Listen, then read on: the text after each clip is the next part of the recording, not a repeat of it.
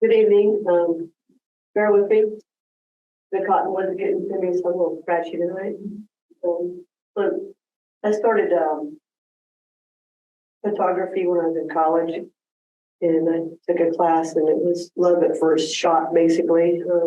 And I've dabbled in it on and off through the years, worked a couple different places, and then just doing, chasing kids stuff, and I got into the zoo stuff. I've been a volunteer at the zoo since 2005 with a variety of different hats. And about 5-6 years ago, I was shooting and happened to talk to the marketing director and ask if they would be interested in using my stuff. And at the time, they did not have anybody that was shooting that much for them. So I fell into that pretty easily. It was a pretty sweet deal.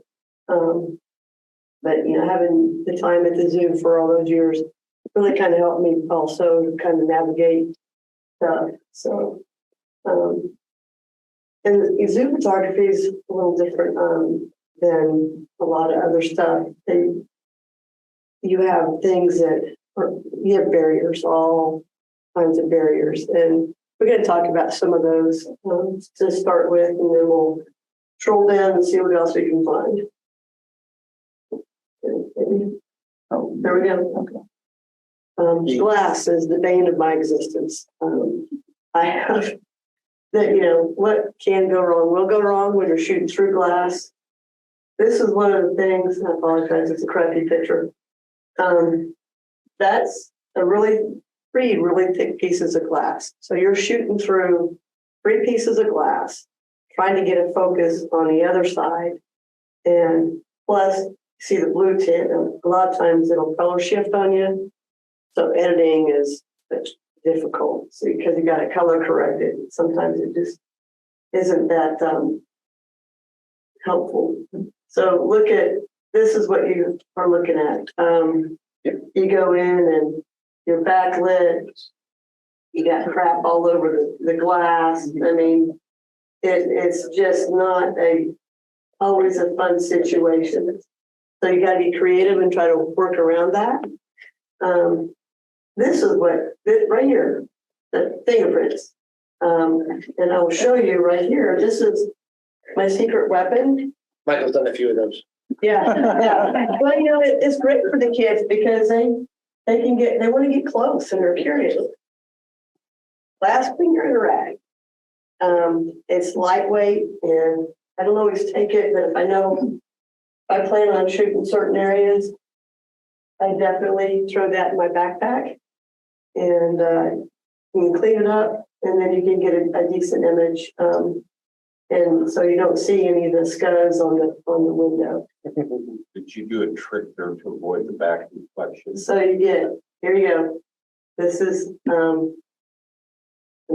I did this on purpose so you can see my reflection in the glass. Also, these seams, I don't know what it is. If you're shooting close to the seams, you're not going to get a sharp picture.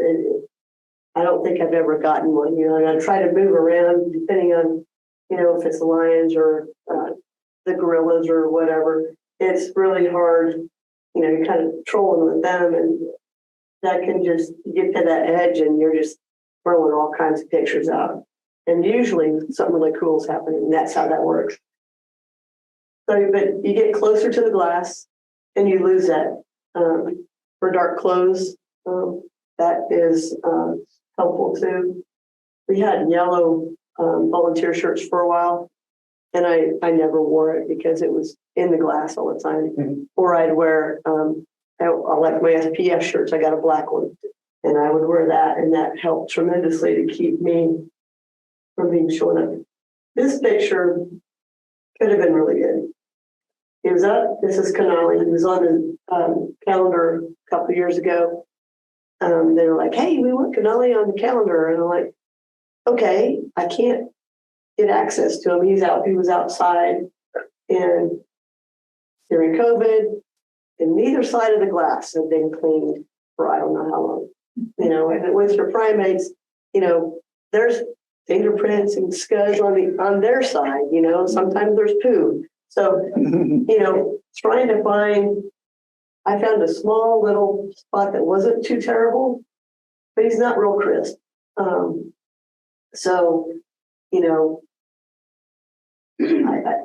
I just didn't have the time. If I would have been able to spend a lot of time up there, I hopefully would have got something better, but without clean windows, you're just kind of in trouble. And I didn't have my tools with me. And they do have a crew that comes around daily, but usually it's, they clean. If you're early, you got yesterday's scuds. If you're late, you got today's scuds. So. And this one, I don't know, it's kind of has a really weird aura about it. And I think what happened is I shot through some scuds and it kind of gave it a little weird, I kind of like the effect, but usually you lose on that deal pretty bad. So this one, these were my latest nightmare. The black-footed ferrets. Have you all's been to the zoo recently? We got these guys in December, and they're nocturnal, so they don't move a lot. So I went back multiple times trying to get an image of these guys. They're near the otters in that little box. There used to be a lot more. It's like the prairie snakes are in there, and it's backlit, and it's got a little cover, and it's dark, and so I ended up getting a friend of mine that she's like this with a black sheep, trying to chase the ferret, and you can see right here that this was where we kind of missed it, but it shows that. This is all backlight, it's going to be blown out. And, she wasn't there. I'd have been in the picture too. So we finally got something here. We missed it a little bit, but overall we got a pretty good picture. And this is Will Ferret, if anybody's interested. Will Ferret. Will Ferret. Is that a jawbone on the right side? Yeah, they have. So in the exhibit, they've got some eggs and that, jawbones and stuff that's, they don't, that ferret doesn't have access to, but it's a Decoration. It's part of the exhibit experience, I guess. He also has an upper level, if you can catch him up there. It's lit pretty good. Again, she had to get the sheet up for me. Bad thing about these lights is they shift yellow really bad. So get your editing out. It's probably my weakest link is editing. In my world, I'd still be doing black and white pictures in the dark room. Okay, so here's one. You got the Gaboon Viper, but we got a school kid in here with a white t-shirt. And sometimes you'll get a little spot of pink or purple or blue. It just, so it's not just your reflection, it's the other people in the area. Penguins, this is your double-edged sword here, because you've got you see all these scratches. This glass we can't have nice things. It's all scratched up. And so in the summer they have these little shade tarps that they put up, and you see where I kind of missed that. But so you're shooting through multiple panes of glass, and then you have water and the water refraction. So it is doubly hard to get a penguin underwater. He's probably not, the real image, the full resolution image is not that crisp, and it's sharpish. So doubling down on the paint here. This is actually one of the better fish pictures I've taken. Ideally, you'd have been fully sideways, but I was pretty excited to get him with a fairly eyes in focus. Colors are good. In the tropics building, it's dark. It's so they're down on the bottom level, and the sun doesn't really shine in there, just little bits. And again, they've got to be close to the glass, or you're not going to get anything really worth saving. I'm pretty picky too about what do we do? Okay, what do we do? What did I move? Sorry here. Oh. There we go. Okay. This mesh is like inch and a half, by inch and a half square. He's right next to the mesh. So ideally with mesh, you want to be shooting through an area where there's shade, and you want your subject in the sun. Well, I kind of got that situation, but he's right there. So there's no way you're going to get rid of all this. It's just, it's just there. So, and sometimes it's really frustrating because you use autofocus and all of a sudden you're getting lined up, and then your camera decides it wants to be on the mesh. So you're fighting that all the time. But you get them out away from the mesh, and you can get a pretty sharp image. I call it blowing through. Got to blow through the mesh. That's kind of how I call it. But if you look, you can see the pattern. Most people, because you're focused on this, but you can see the pattern of that mesh in your highlights in your background. And ideally, you catch that eye, what at your focal point, in just one of those windows that is all sharp. That's kind of what you're going for. This is a coati, and they are kind of like a raccoon, round for sound. They pace a lot. Again, there's not a really good place to get really good shade in that exhibit. Especially, I think this was a spring picture before the trees leafed out. But you really notice that grid.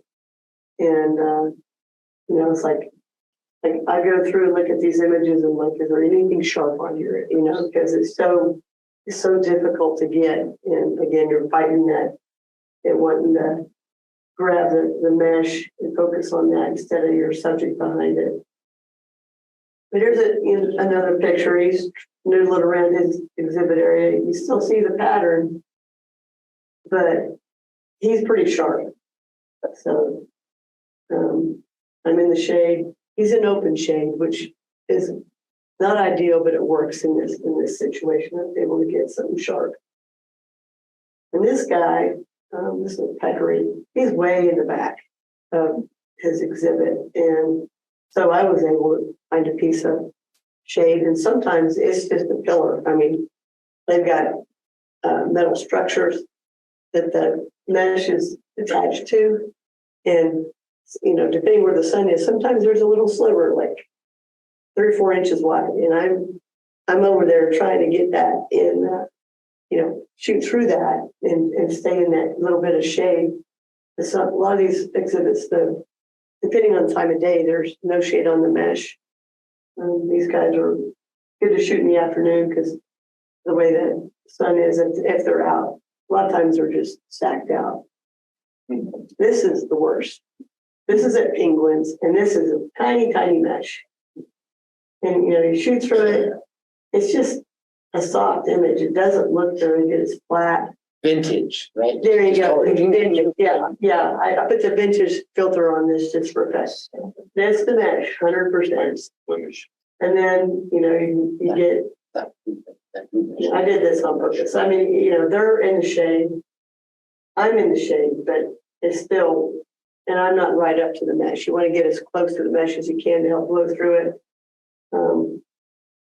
But you can do it. I mean, he's in open shade. He's got sun on him on the highlights. But you can see the pattern in all the highlights there. So I was able to get some good ones. I always try to focus on the eyes. That's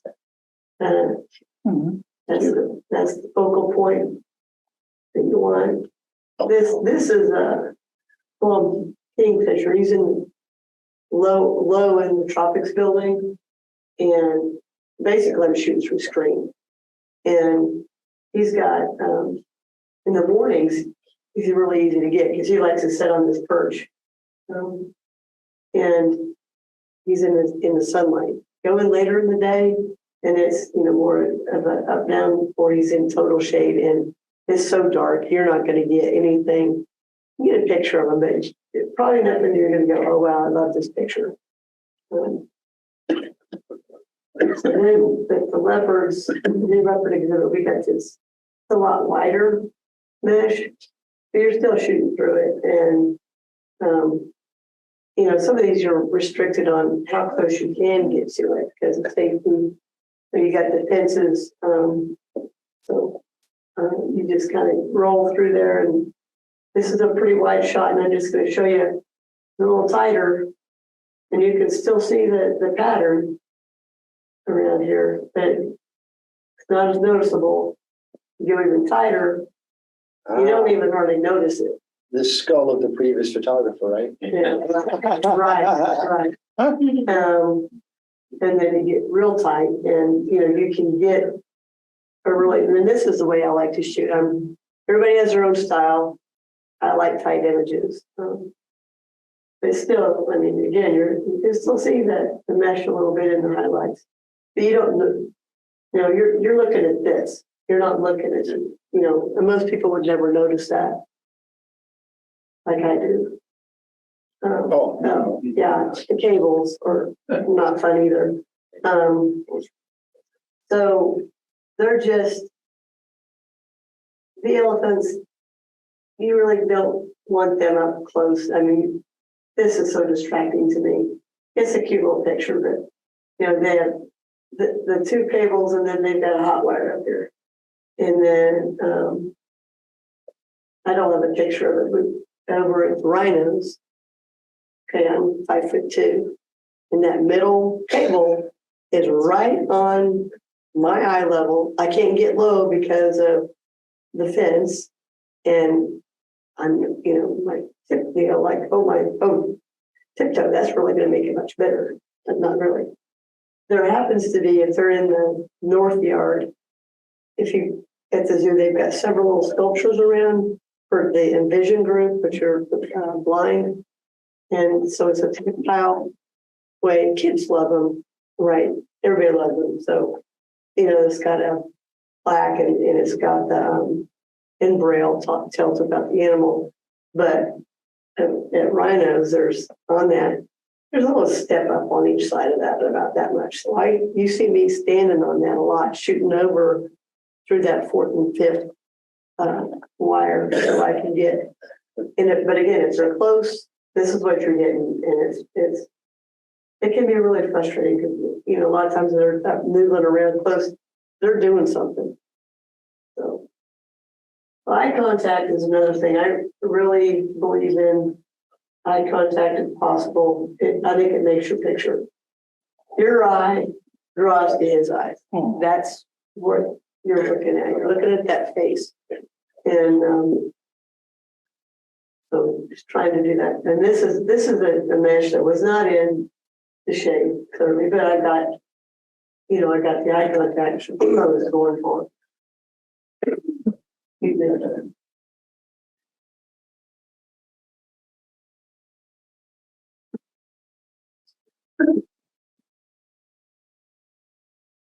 And it shows a little personality, a little pop.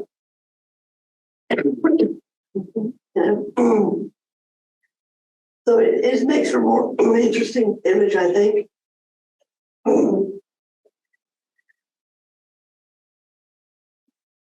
But sometimes it need to be direct eye contact. You know, he looks very pensive here.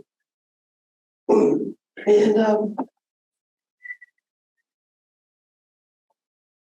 Oh, wow. also here, I mean, the eyes are important because it shows the personality of the animal and people too. And that's That's a sad one. truly self-saying. We can pause for a second. Okay, there we go. Got clear. See, I mean, and I love this picture. It's just, it's intimidating. You know, to look at this animal like that, especially something that has what they call murder mittens. So, this king cobra, and he kind of got the double whammy here. Snakes are hard because they're so long. they had the misters on, so I got all these nice little droplets on them.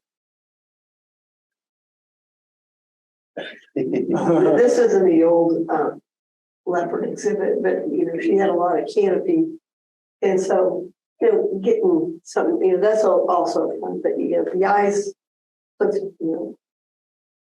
you're looking for. So I always look for what's their natural behavior, what do they do, what are they doing? So this is what you see.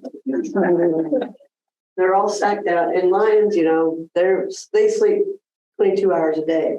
So in the wild, so they're going to do that in captivity too. So a lot of times they'll be just stacked out in the sun. They do have 2 heated rocks, so when it's cooler, they're up on what they call fried rock, and then up against the glass for the first image. So if it's cool, they're going to go hang out in those spots. But they're just laying there, they're usually not doing anything. So fruit bats, you probably won't see the fruit bats for a while. They're still salty that they captured them up when they had to repair the roof. And they're not coming down right now. But there were several fails before I got this. And you're going to fail. Don't be afraid of that. So but they go down and they get their fruit and they fly back and then they roost and they don't eat the fruit, they just suck the juice out of it. So it's kind of doing his own thing. Tropics is, again, it's hard, dark, very backlit. I think I did overexposed 2.5 stops on this and then have a shutter speed fast enough to catch and stop the motion. So you got your donkeys swimming. They do that, your equines do that sometimes. Just, they're not smiling, they do that. But it's something different. It's a natural behavior. So it's kind of fun to catch them doing stuff. Aww. And the chimps are up on their platform a lot and they're eating enrichment. This, clearly it's seasonal because it's watermelon.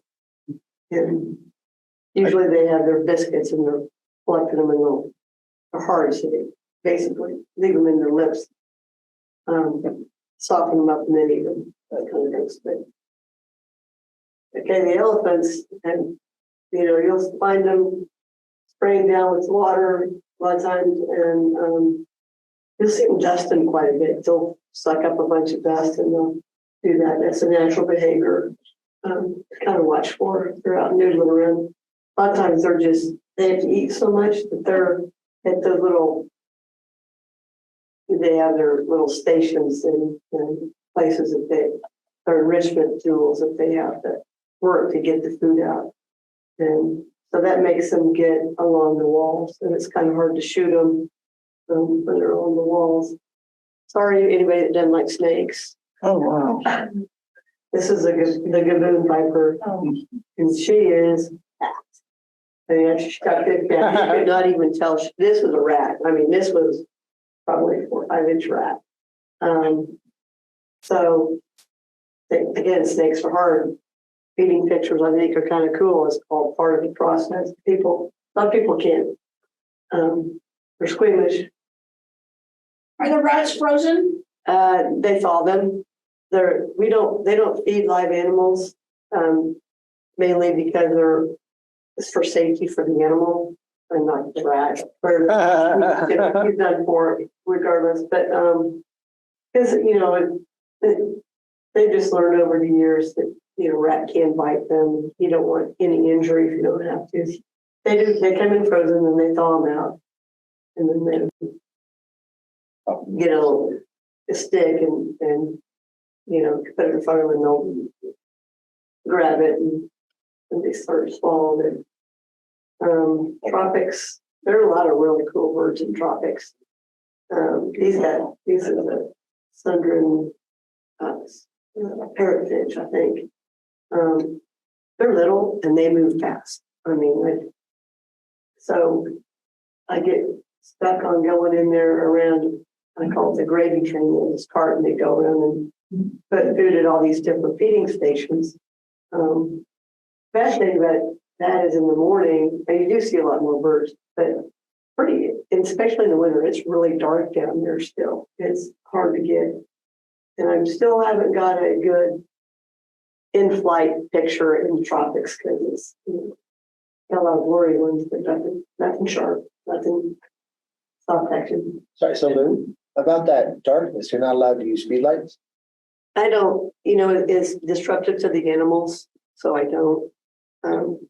You go on and it just poof, and I don't want to startle them, and they just kind of would prefer that I don't. Sure. And so I don't know why I like it for sure. I think it's funny. The goats back in the old days, you go in and you have your handful of grain, and they would mug you. I mean, and Yeah. a lot of kids got knocked in and jumped on, so they have this fence now, and you got to feed through them. So there's somebody on this side with treats and snacks, and they're all waiting.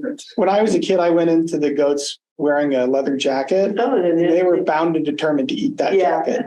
they are. Yeah, you got to watch it. And you've never been back since. No, my kids are little like on the farm. Because I knew that what was going to happen. I'm going to eat them.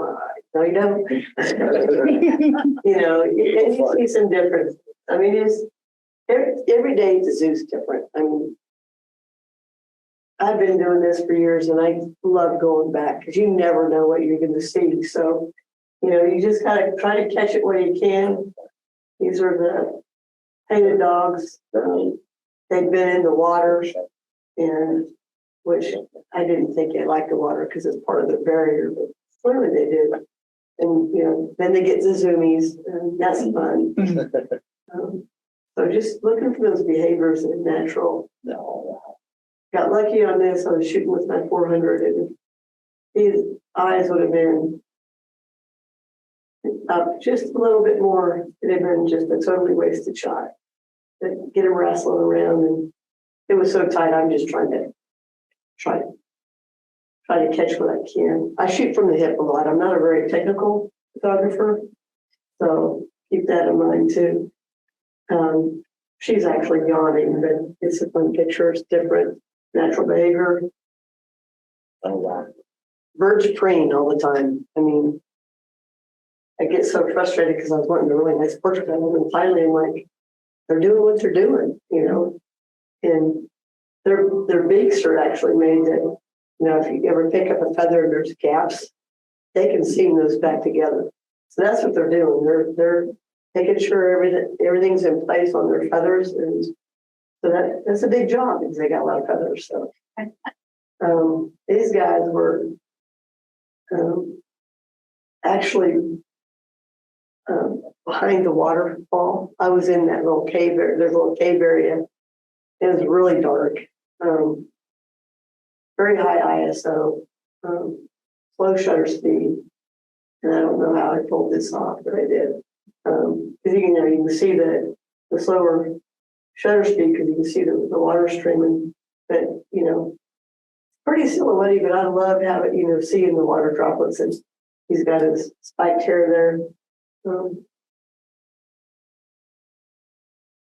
The flamingos are hard to shoot because they're so long. They sleep a lot. You see them all folded up on themselves. Got lucky, he has eyes open, so. There's another one, he's preening, and usually there's so many flamingos in there that 9 times out of 10, there's something behind it when you're trying to shoot, and it's distracting. So they are, when you get a good one, they're a lot of fun. So who all uses Lightroom? Okay. Sort of. Okay, well, I can kind of navigate it. They have a new denoise button if you ever get a chance to use it. And this thing, it's cheating, I swear. So this is high ISO. She's in the back of the exhibit area. Happened to be in a little ray of light.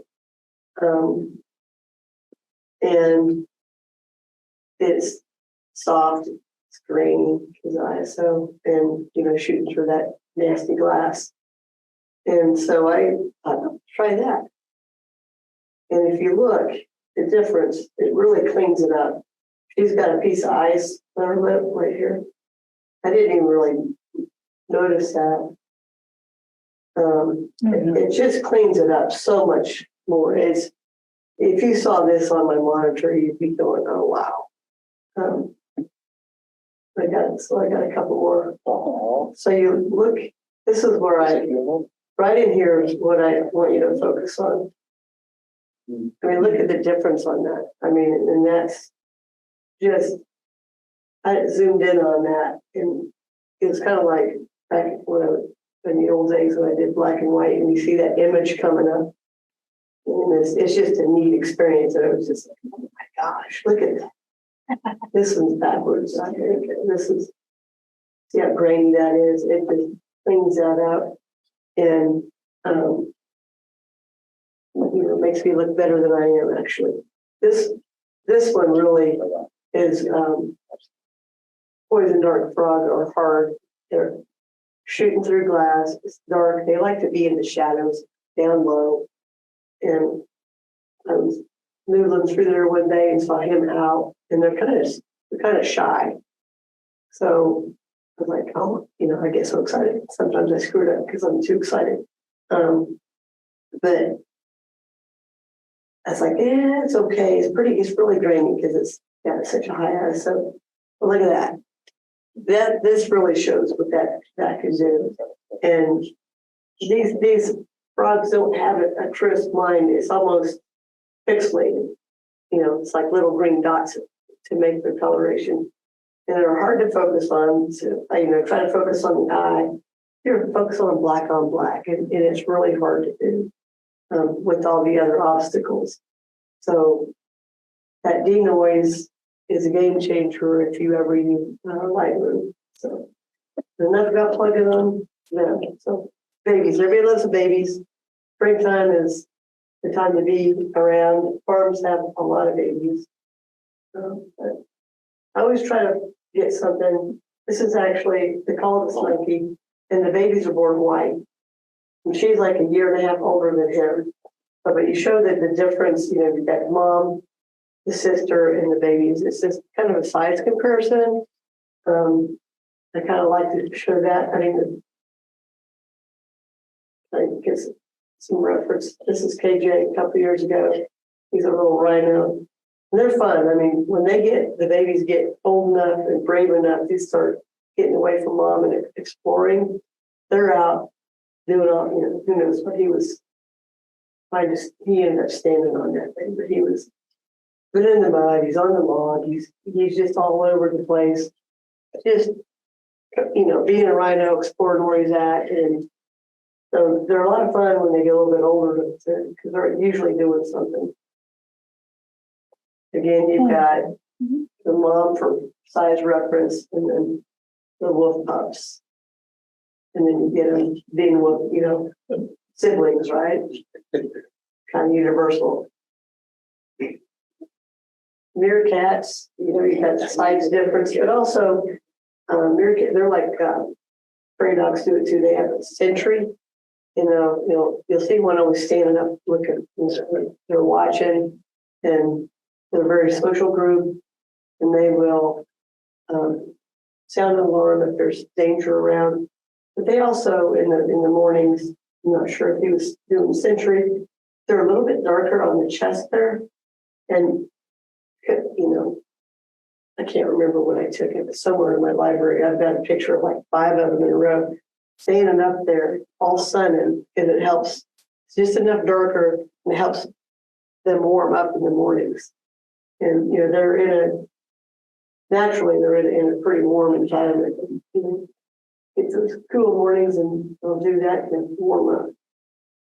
So I'm not sure. Probably teaching them to do something. I saw this, and ideally I would have been focused over a little bit, but it happened so fast. And then the moment was gone. I was not able to get the the balance of the photo I wanted, but I got the photo. So there's a lot of those I end up with. That's the singlets. Got a little ball of floof down there. Shows, mom. And they're twice the size in this picture that I saw the week before. Again, the family pictures that shows that reference. Again, it happened quick. And ideally I would have had it down more so you got the full reflection. So it still works. And you get some cute stuff too. So, you kind of mix it up, trying to show the littles and then littles with parents. Size difference, your bison, they're born red. But it's, kind of that mother-child moment. Okay, this was a crazy day at the farms. So this is a little series I'm going to show you. This is Snarf Black. That's the goat's name. Yeah, they have different ways of naming them. They have so many of them. So I think this was the year they had put names on a dartboard and they threw darts. So that's how she got her name. Apparently it's not the Little Mermaid. I don't know. But here you go. You got the amniotic sac, and she's clearly not happy. Oh. So she has a history of difficult second delivery. And this was actually the first, but they came and did a sonogram to make sure everything was okay. They had 5 goat kids in about an hour on the same day. So it was kind of crazy. I just happened to be over there that day. And, first thing she does, she's going to clean that baby up. And then you get the mother-child moment. A lot of people don't like the gore, but that's part of it. It shows that moment. Mm-hmm. Almost all the animals get enrichment daily, depending on what they are. So enrichment helps keep them interested, curious, and it stops boredom. And a lot of the enrichment stuff is made to mimic natural behaviors. So they can self-enrich. This is Cece, and this cottonwood tree was just coming into bloom and then started to leaf out, and she climbs up on her tree thing, and the big ones won't go that high. So she's up there, and they love fresh grass, so she's grabbing her handful of fresh cottonwood leaves. And then she came down and then got some of them ate, and then her mom came over and took them. Feeding can be enrichment. These guys, these are twig snakes, they actually eat upside down. They get baby quail, and they, are hanging down. And I love the colors on these guys. They're really cool. The boomer. The male bison that we lost in the spring.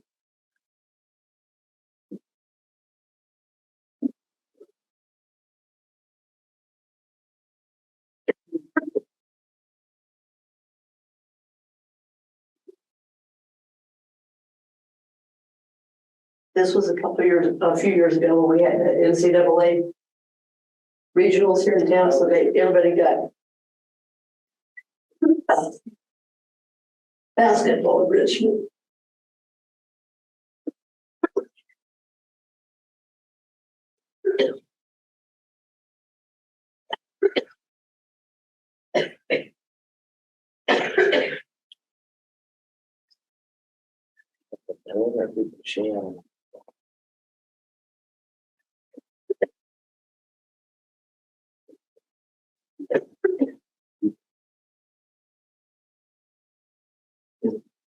Just my grooves aren't working very well. All right. So he has a big big ball and exhibit on a regular basis. But They hide And come on. for basketball. And they pushing around, they actually popped it up over the fence. This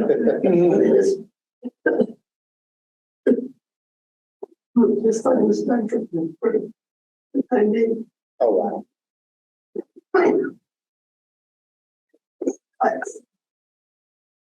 I'm like lion. The tigers love the water.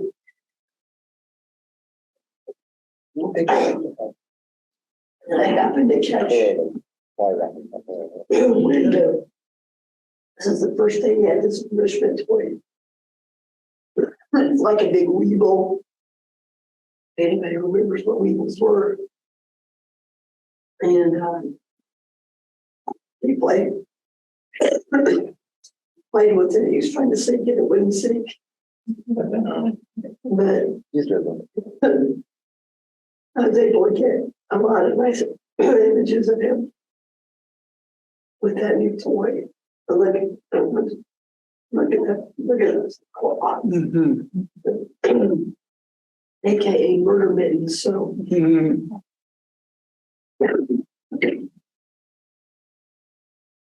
this is Kyoga, and you'll see these balls around, and they're, I don't know what the big gaps will do. Excuse me.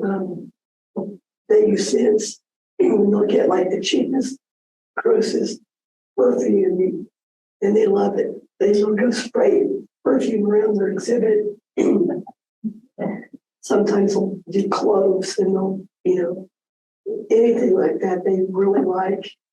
And so they'll go around the exhibit and check it out. And it's natural behavior because they are,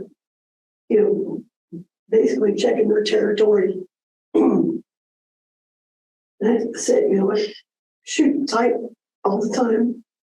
And that day I'm like, I really need to go not shoot as tight because it shows, you want to see the whole action here, what's going on.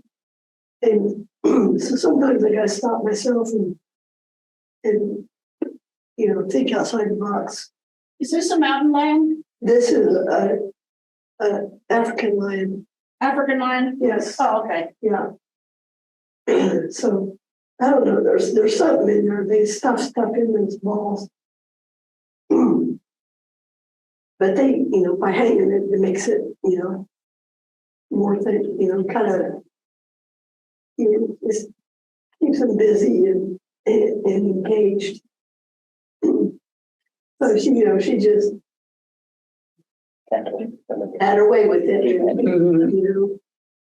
And I shot quite a while doing that. She'd already had it for a while before I got there. A lot of your carnivores will get bone day, and so these guys will chase each other around and they'll go in their corners and chew their bones, and they'll drag them around for a couple of days. And when they first get them, they're just a hoot to watch. As soon as these are Wednesdays or rabbit days for the big cats, at least in the Asians, the tigers and the leopards, and they're kind of funny. One of the things I did, I spent a year in the keeper area, and our routine was the Amur leopards, and one of the Amurs would just eat that rabbit, tear it all. The other one, there's fur flying. She didn't want to eat the fur, so they all have their own personalities and what they do, and they'll carry them around for a while. And some of them just are on them and eat them right away. So I don't remember what this is called. It's basically like a cone wrapped in. It's supposed to be that tough chew material that they say dogs will chew up, and if you have labs, that's a lie. They will. There's definitely a lie. So this is a natural behavior. They've got 2 or 3 different sizes of these, and she's carrying this like she was a baby. So she's practicing natural behavior. So they're really good about getting stuff for them. Sometimes you'll be there and there'll be a birthday and the keepers will spend days on a special decoration, something special hidden inside. So if you're ever lucky enough to see that, they usually do a Christmas theme one too. So if you watch on Facebook, they'll probably notify you of that. So this is miscellaneous. This is just me shooting from the hip, and we're going to talk about random stuff. And here we go. Don't forget to smell the roses. I know that's not a rose, but our horticulture team does such a great job. Grounds are always looking good. They work their tails off. And, you know, if there's something is, you know, you go early spring, there's tulips and daffodils, you know, and then they get stuck in warmer weather and it just transitions through the whole year. So there's always something in bloom. So if you are a flower fan, you don't have to go to Botanica. You can go to the zoo too and see a more variety of stuff. I'm always looking for, you know, I got 3 boom, but don't usually see 3 rosettes sitting that way. I mean, sitting together like that. So looking for that color pop. Apparently 3 is a good number. Just if there's something I haven't seen, I'm wanting to shoot it. So if it interests you, go after it because don't be afraid to go black and white. Just, it takes some time to get the feel for a good black and white. You just want to make sure you got a good white and a good black and good contrast and you'll be able to pull it off. This picture was a disaster. I went in and he was right up next to the glass and I'm like, oh, I shot a series and I looked and they were so underexposed. It was pathetic. So I'm changing my settings to get it right. But I was fiddling with them and I thought, you know, sometimes if it doesn't work black and white, you can pull it off. I pulled it off with the black and white. So, you know, get those dark shadows and stuff. So, but don't be afraid to play with that. This is a lighting. This is a oatmeal, you know, store area. He's a oatmeal. He's in pretty harsh light. If you've been in the waters, that was kind of fun. They're usually up in the trees, especially later when they start nesting. So I caught them on the ground, but then I also caught them in totally open shade. It's a whole different feel. It's a lot softer. I really like this image.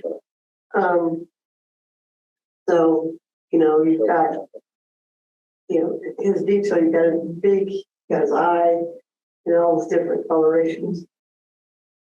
And you look for different lightings. And that's something that, you know, if you go multiple times, you're going to start seeing them in different places in the exhibit. So you can have opportunities to get stuff. This is the Tropics building. And like I said, I was a really bad habit of going in the mornings. And this is afternoon. And I need to start going in the afternoon because the light is overall better. And later in the season, winter, you're always going to get a lot of that in shade because the way the sun shines up into that building. But you get them in the right light, and their feathers just are phenomenal. So they just pop. And he was just in the right place, and I was there at the right time. So these guys usually hang out in the open shade. So you can see those colors, but they are not vibrant like in this image. And again, we talked about snakes, you know, focus on that eye, but this one shows the length and movement in this image. So you're shooting such a narrow depth of field, that everything's pretty much gone past here, so that you know, that green mamba's got the color that's gonna carry that image. This is one that take what they give you because she's laying next to the fence and just there, not doing anything. So I'm shooting. I thought, well, we'll see if she looks at me. Because a lot of times if you're patient, they will turn their head and then look at you. You don't, you know, see people making cat calls and, you know, banging on the glass trying to get them to look. And that's, well, A, it's rude, but B, you know, they don't care. You know, so a lot of times they will just glance and turn your way. So it works. So look for different contrasts. You know, you got your darks, open shade, you've been in the water. But so this again is your lighting. This is later in the day. Oh, wow. Troll around. These guys are a hoot. They're double trouble. They actually, these macaws will, he's walking up this limb, and I again kind of improvise. I was standing on a park bench because I'm 5'0", so I wanted to get up closer. And they'll sit when they're doing that. They'll use their beak as a third point, so they're using the feet and their beak for balance. So. You know if any of the, do any of those birds talk or mimic sounds? Like, A couple of them do. Mhm. You see people trying to get them to talk to them. Some of them do. Most of them do not. I think there's a couple of them that do. Again, this is a different time of day. Later in the afternoon, and you know, our graphics department, they do all kinds of cool stuff in these exhibits. And I was like, oh wow, that just pops, you know, and you know, you got that nice balance of the cross light. You can see some detail in the background and you're able to catch, actually get focus on inward. The tigers is kind of interesting, especially on the west yard. They've got a platform and, you know, 2 glass panels that make it a corner. And came in one day and he was kind of doing a troll. He was pacing a little bit. He was walking against the wall, kind of there's a little nook there, which is not this white, it's dirty, but it's whitish. So it's easy to get a hold of in your software and blow that out. So it almost looks like he's in a studio on a white background. A lot of these wild animals look kind of nice. Yeah, yeah. Like I said, but you don't get in there with them. Mhm. You may not. I don't think that. Okay, this is another problem. Brown on brown. You got brown animal on brown dirt, and it's really hard to get an image that's not just doesn't look flat. I mean, just muddy. It's flat. There's not like it's just then pop. So the contrast, you know, he's in the sun. He's coming out of the soil. You got the contrast, and you know, you kind of got this little highlight. So it gives dimension to it. So giraffes are really hard too. I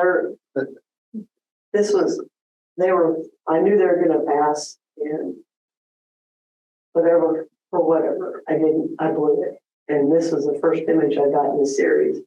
It just kind of shows you the length of the neck. I mean, doing a full body of a giraffe is just kind of underwhelming to me because you don't see the personality of their faces. So again, I shoot tight, do the horizontal. do vertical to show that length.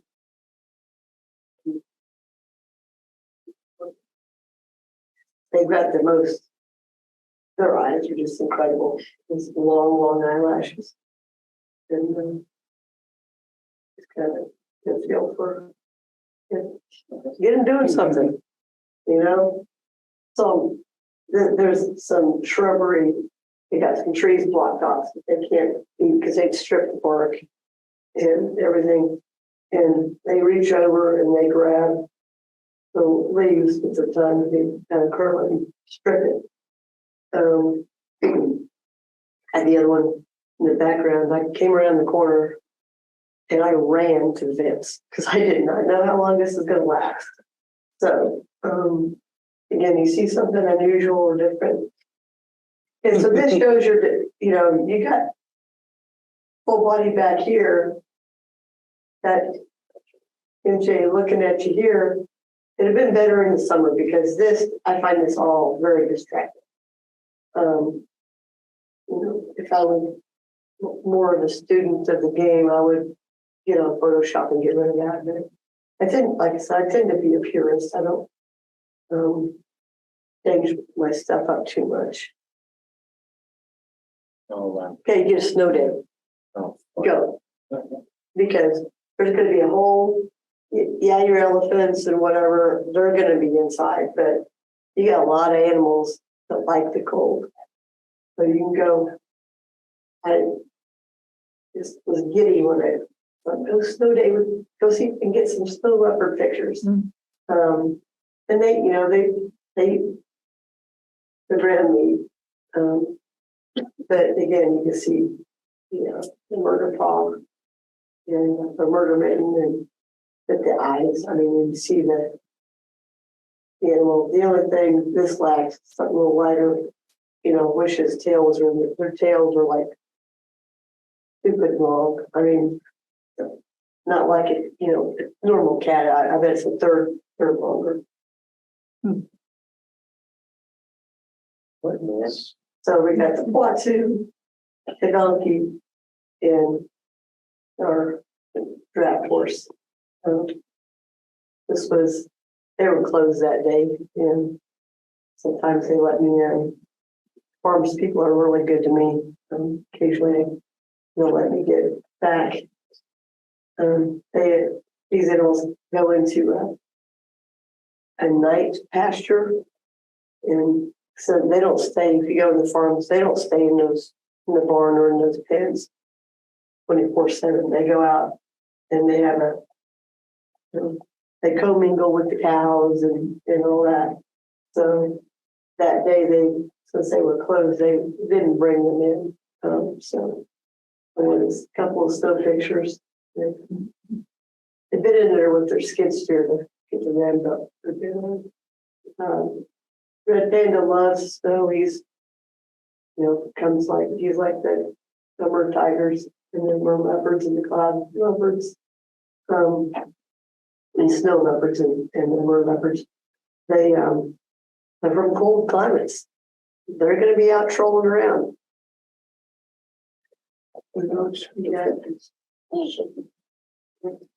Fluffy sheep. Badger name. Yeah, this is Blanche. Blanche has a lot going on. You got the beak, got the coloration on the face. You got this hairdo. But she's also missing a wing. Oh, She had occasionally you'll get an animal that has get a wing break, and our vet staff was not able to get her healed, so they ended up having to amputate. She's not going to fly anyway. She gets along just fine with one wing, so she's kind of a sassy. She's a sassy girl and a favorite of the vet staff. So swift-tailed lizard, they're kind of skittish, and I was able to get a few shots off before he skedaddled, and so it really shows this coloration and the spotting. He's a beautiful, beautiful animal. it almost looks like it would glow in UV or something like that. And he might, Yeah. I don't know, get the black light out. Iridescence. And, but again, another day, this is what I got. You know, he's in the upper area, he's not down low. It's, again, high ISO is grainy. This is when I need to go run through that new D noise. But, you know, you just kind of like the snake picture, you get the face and then, you know, the wraparound of the body that have it focused in the back. So different days, you get different angles. This is a Terrico, and these guys are naughty. But he's got a lot going on color-wise. He got that little crest on his head. Beautiful coloration. They're a pretty big bird. But I got him at a totally different. I'd never seen him on this list before. He's up really high. But, you know, it gives you the chance to see his bird legs. And, you know, he's got, you know, it really shows off the coloration of his lower body and chest. They're just really cool birds. And it's not quite as grainy as probably because he was almost, you know, that rust that, you know, that the light comes through. I was able to turn down my eyes a little bit. Okay, this is the capybaras. Apparently, they're a big favorite of people. Biggest rodent out there. Unfortunately, their pool's broken right now, so they have a mud puddle. And he is loving. It's 15 for me here. He's loving that mud puddle. So, you know, you get him in. I've been over there 5 days in a row and didn't get. They were like, "You want some capybara pictures?" I'm like, "Okay." They were always in the open shade. They weren't doing anything. And so you just got to keep going. And eventually, you're probably going to find them doing something. And I struck gold on this one and got a nice series of them in the water. So It looks like Snoopy. yeah. But anyway, that's what I got. You know, if anybody's got questions or When you take a photo through glass, you put your lens right up against the glass. as close as I can. Yeah. And usually I have a lens set on. This is usually, I'll show you what I usually take. This is my go-to. I used to take a bunch of stuff, and I just learned that I'm dragging it around and I'm getting too old to carry all that stuff. So I have the lens I use probably 90% of the time, and it's 100, 400. And I'll get up there as close as I can. And if you have a little bit of backlight, sometimes you get a little bit of reflection on the backside, but that really helps it a lot. Some, you know, depending on what time of day you're in there, it's just impossible. Unless you can have my friend that has black sheep with you, which isn't practical. So. So do you use shutter speed when the animals are moving, or kind of do your own deciding on what speed to use? I'm lazy. I shoot. My ISO is usually at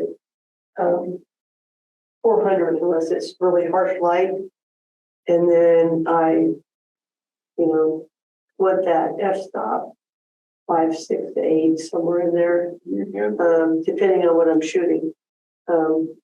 Amphibian reptile building, if I want something, a lot of detail, you know, if it's a subject that doesn't move a lot, I'll take a monopod or a tripod with me sometimes.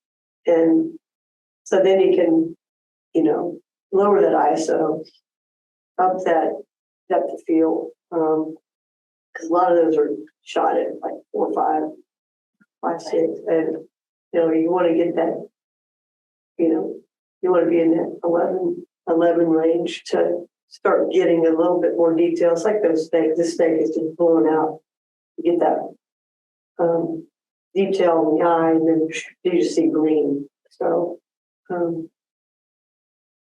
if you get something that's not moving fast, you can do that. Do you use a macro? I do have a macro. That fish sort of looked like a macro kind of. That frog was a macro. If I know I'm going to shoot in A&R, amphibian reptile building, I'll throw it in. So I'll do that. I'll take that and then my macro that day. Very rarely, then my 400 2/8 is too big for me anymore. I can't handle it. Oh boy. Unless it's an old one. So it's heavy and cumbersome. So if I like the wolf photos for what that 400, I'm taking tripod with me. Which body is that? The 75D? 70. Okay. So really, it's got that 1.4 compression on it. So you're getting a lot closer to 400. So it's I burned a lot of pictures with that. It's starting to show its wear. Well, thank you very much. Yeah. Ideally, how many days of the week do you go to? So kind of hard to say. I live in Colorado now. I have family here and I travel back and forth. So most trips, I'm there like 2 or 3 days in a club. I'm usually here, Thanksgiving through the New Year, and I'm there probably 3 times a week. So it's it's an addiction. So yeah. You said you use glass cleaner. Is zoo staff okay? Just I ask, if it's okay. You don't want to get anything that's harsh. A lot of times they just use vinegar and water. And you just need to get something that's going to cut that.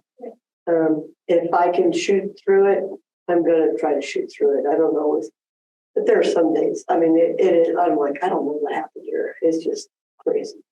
And so you clean it up. And then, like when I was shooting the gaboon feeding, it was May. And they'll never do anything like that in May because it's school trip season. And you got screaming kids and they're, oh my gosh, and they're like so excited and I'm like, I just,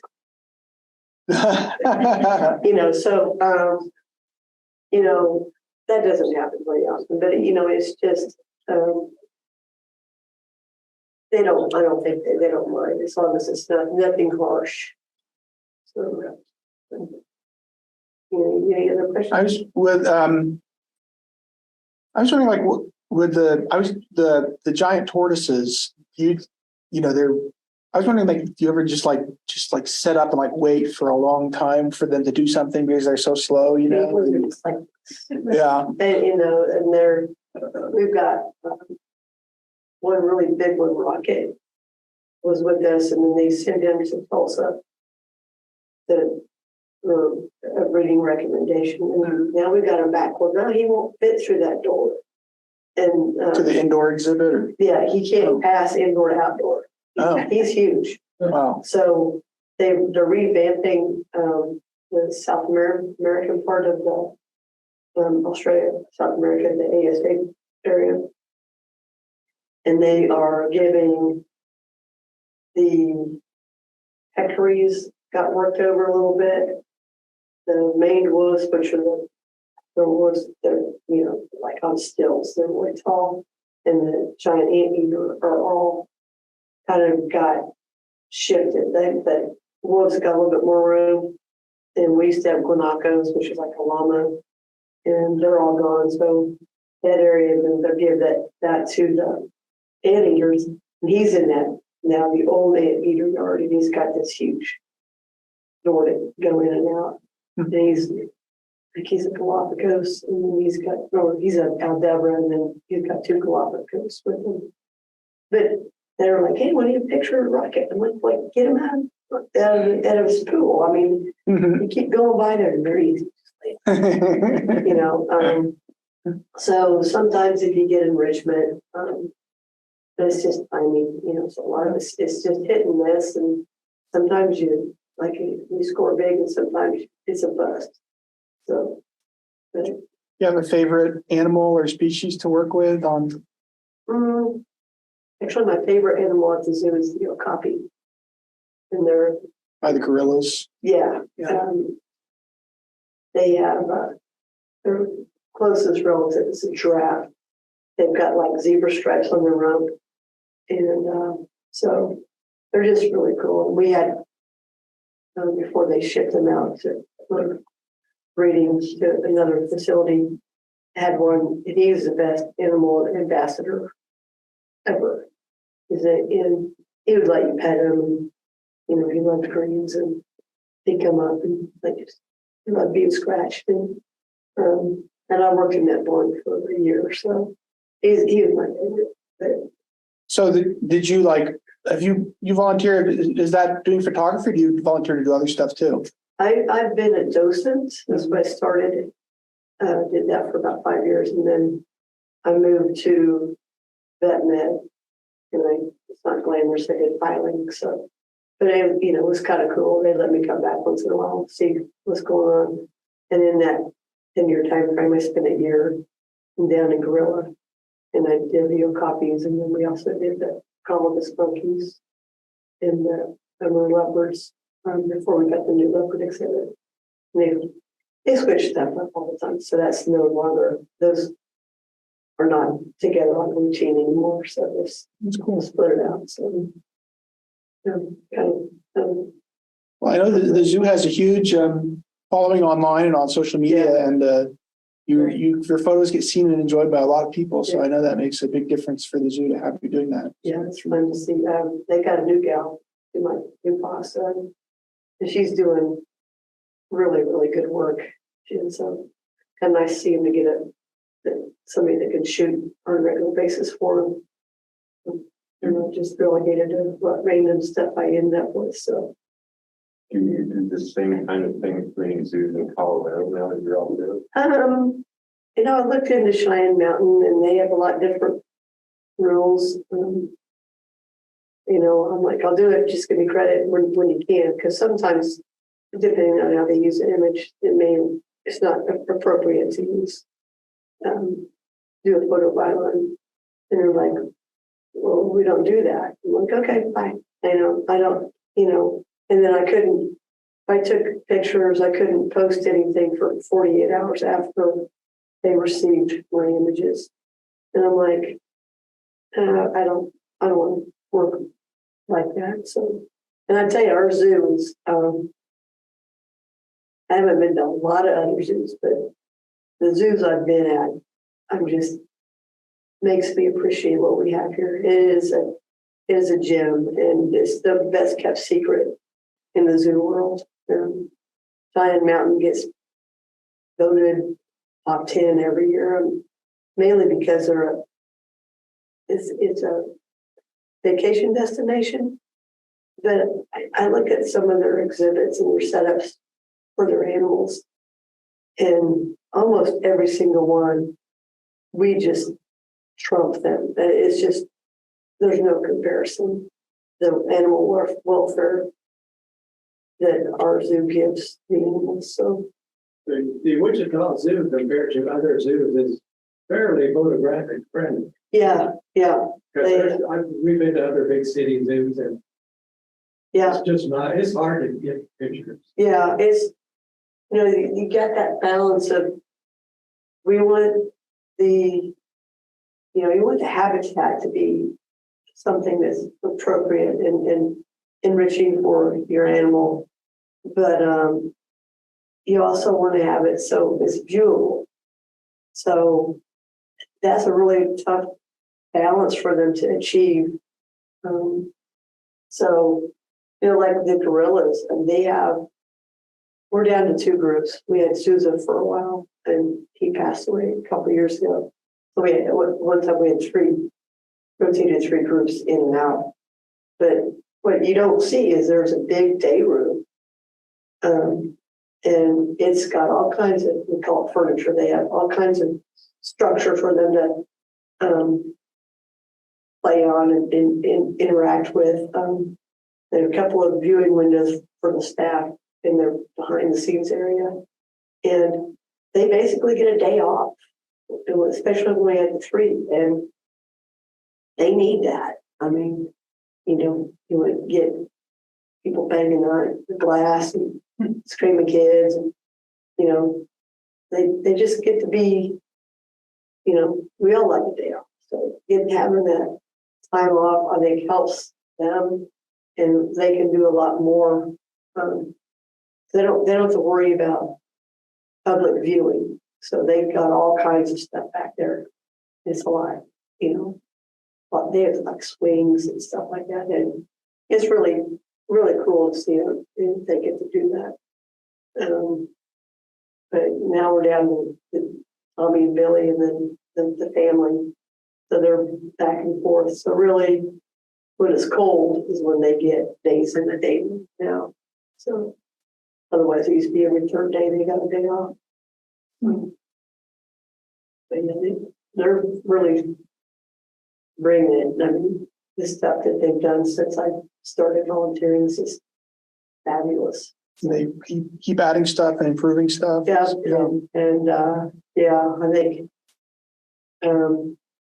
they want to improve Africa if they can. I mean, it's just a process. I mean, you got to have the vision, and then they got to have the plans, and then they got to fundraise.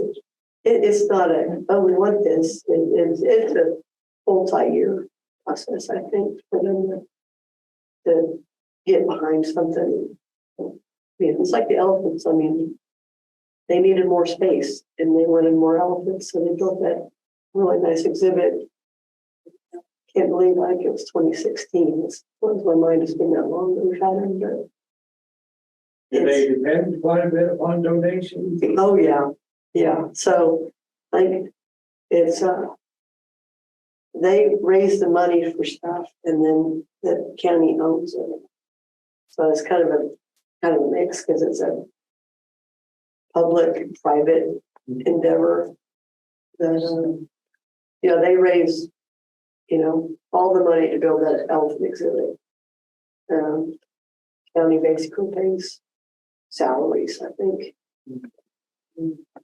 I remember every time they renegotiate the memorandum of understanding, it's controversy. Yeah. I always read about it in the news, of course, because the nonprofit side wants to be supporting a quality zoo. So there's a back and forth that happens, but I mean, the zoo brings a tremendous amount of tourism to the city of Wichita and the county. It's a zoo ticket, but a lot of those people are staying here, and they're going to restaurants. And I mean, there's a pretty big impact to the community. #1 attraction in the state, I think I read. Yeah, that's what I hear. So it's, it is. It really, it's a big draw, and people love them to visit. They love the zoo, so it's kind of, people are willing. We're really lucky that Wichita supports it as much as they do. So, any other questions? All right. Well, thanks for coming out. Thank you. Tonight.